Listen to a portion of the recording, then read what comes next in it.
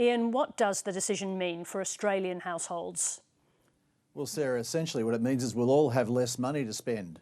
For those of us with debt, we'll have to pay quite a bit more to service that debt.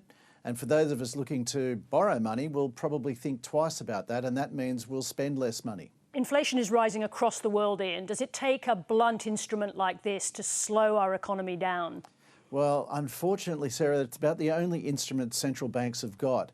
And I guess the big problem for them at the moment is that a lot of this inflation that we're seeing around the world is being caused by supply issues. You know, the war in Ukraine has forced the price of fuel up because it's cut out supply. Interest rates, however, affect demand. And that's the only thing that they've got at their disposal, central banks, and it's the only weapon they can use. It's the only thing that they will use. And they will continue to use it until they affect demand to a point where it brings prices down. I noticed the Reserve Bank governor said that there is a bank of savings that helps Australians. What did you make of that statement? Look, that's a common statement that the Reserve Bank frequently makes, and it is true that there is quite a hefty amount of savings that's been accumulated by Australian households, and particularly since the pandemic. Unfortunately, it's not evenly distributed.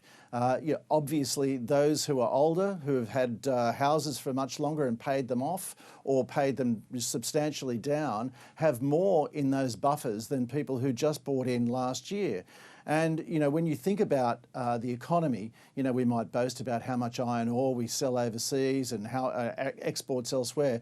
But the biggest part of our economy is household spending. Household spending, it's about 60% of our GDP.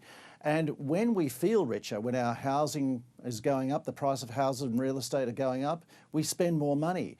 When housing prices go down, we spend less. And so as interest rates go up, you can expect housing prices to drop, and you'll expect less money in people's budgets, and that means we'll be spending less. That means there's a risk, I guess, that the economy could contract. Ian, thanks very much for joining us this evening.